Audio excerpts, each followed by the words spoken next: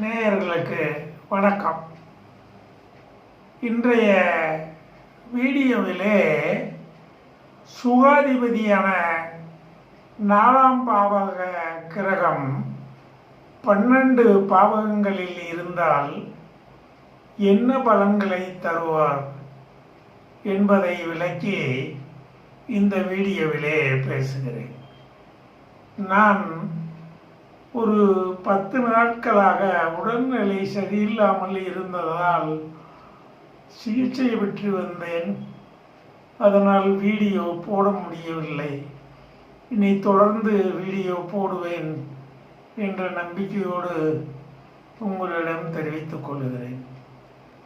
4ஆம் பாவகம் என்பது சுகஸ்தானம். அந்த சுகஸ்தான கிரகத்தின் பெயர் சுகாதிபதி. அந்த சுகாதிபதியே 1ஆம் பாவகமான லக்கினத்தில் இருந்தால் உன்னதமான பலன்களை தருவார். நல்ல கல்வி அறிவு, புத்தி கூர்மை, நீடித்த ஆயுள், நிறைந்த செல்வம், நல்ல குடும்பம், செல்வம், செல்வாக்கு, மதிப்பு, மரியாதைகள் அனைத்தும் ஜாதகருக்கு கிடைக்கும். சுகாதிபதி 2ஆம் பாவகத்தில் இருந்தால் தனவிருத்தி ஏற்படும். பணம் தாராளமாக வந்து கொண்டிருக்கும்.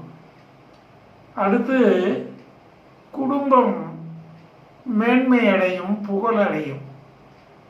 அடுத்து பேச்சு, ஜாதகருடைய பேச்சு மிகவும் கண்ணியமாக இருக்கும். மற்றவர்கள் பாராட்டக்கூடிய, புகழக்கூடிய வகையிலே அந்த பேச்சு அமையும். இவ்வாறு சுகாதிபதி 2ஆம் இடத்திலே இருந்தால் இந்த பலன்களை தருவார்.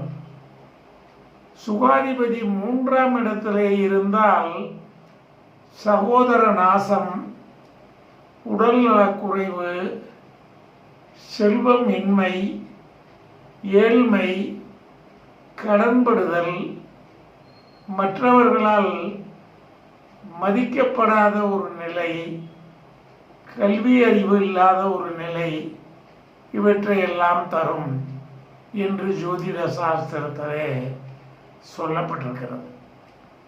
சுகாதிபதி அவரது சொந்த வீடான 4ஆம் பாவகத்திலே இருந்தால் தாயார் வழி சொத்து, தாயாருடைய அந்நியம், பாசம், பிரியம், அடுத்து உயர் கல்வி,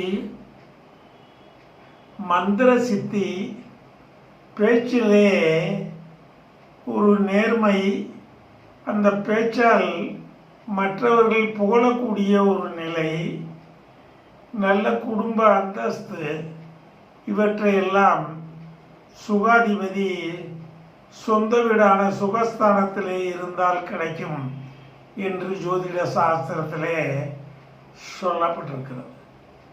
சுகாதிபதி 5ஆம் பாவகத்திலே இருந்தால் உன்னதமான உயர்தரமான நிலை ஜாதகருக்கு உண்டு.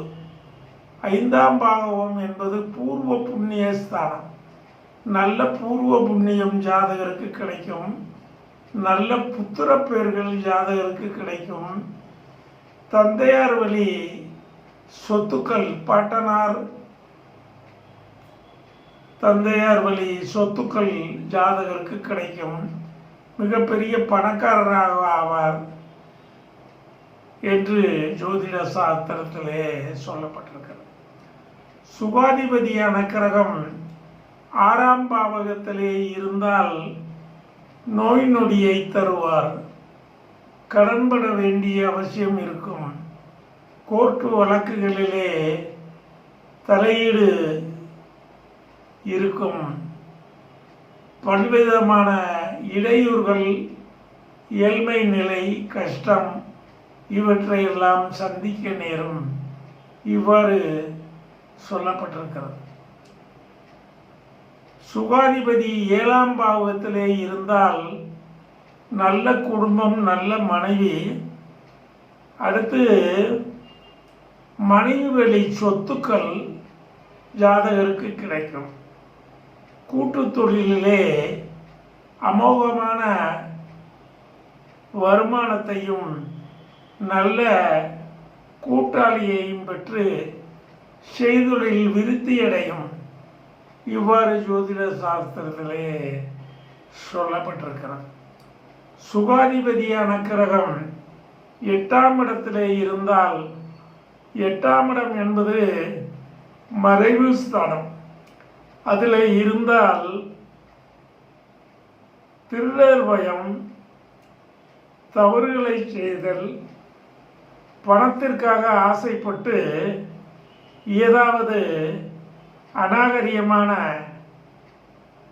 செயல்களிலே ஈடுபட்டு துன்பமடைதல், சிறைச்சாலை போன்றவற்றையெல்லாம் 8ஆம் இடத்திலே சுகாதிபதி இருந்தால் தருவார் என்று ஜோதிட சாஸ்திரத்திலே சொல்லப்பட்டிருக்கு.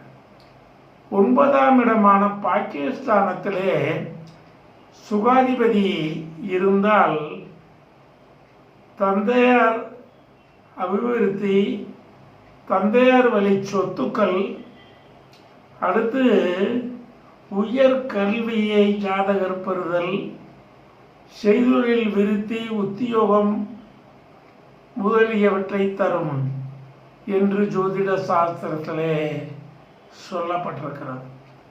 சுகாதிபதியான கிரகம் 10ஆம் இடத்திலே இருந்தால் நல்ல தொழில் அபிவிருத்தி உண்டாகும். அதன் மூலம் ஏராளமான சொத்துக்களை ஜாதகர் சம்பாதிக்க முடியும். அடுத்து கர்மஸ்தானம் 10ஆம் இடத்திலே இருந்தால் உத்தியோகம் அல்லது உயர் உத்தியோகம் அல்லது உயர் தொழில் அமைந்து பல கோடிகளை சம்பாதிக்கக்கூடிய செல்வந்தராக திகழ்வார், புகழடைவார், நீடித்த ஆயுளை பெறுவார். இவ்வாறெல்லாம் சொல்லப்பட்டிருக்கிறது. சுகாதிபதியான கிரகம் 11ஆம் இடத்திலே இருந்தால் லாபம், ஆதாயம், செய்தொழில் மூலமாகவோ உத்தியோகத்தின் மூலமாகவோ வரும் பணத்தை பல மடங்கு லாபமாகவும் ஆதாயமாகவும் மல்டிபிள் பண்ணி தருவார். அதன் மூலம் ஜாதகர் பெரிய செல்வந்தராவார். இவ்வாறெல்லாம் சொல்லப்பட்டிருக்கிறது. சுகாதிபதியான கிரகம் 12ஆம் இடத்திலே இருந்தால் தூக்கக்கேடு உண்டாகும், நல்ல குடும்ப வாழ்க்கை கிடைக்காது. அடுத்து செய்தொழில் மற்றும் உத்தியோகத்திலே நஷ்டங்கள் ஏற்படும், விரயம் ஏற்படும், அமைதி இருக்காது, சஞ்சலமான மனநிலையையும் வேதனையான ஒரு நிலையையும் ஜாதகர் பெறக்கூடும் என்று ஜோதிட சாஸ்திரத்திலே சொல்லப்பட்டிருக்கிறது. இந்த வீடியோவை காணும் எனது அன்பான நேயர்கள் எனக்கு சப்ஸ்கிரைப் செய்து ஆதரவு தர வேண்டும் என்று உங்களை வணங்கி கேட்டுக்கொள்கிறேன். எனது வாழ்த்துக்களையும் வணக்கங்களையும் உங்களுக்கு கூறி விடைபெறுகிறேன். நன்றி, வணக்கம்.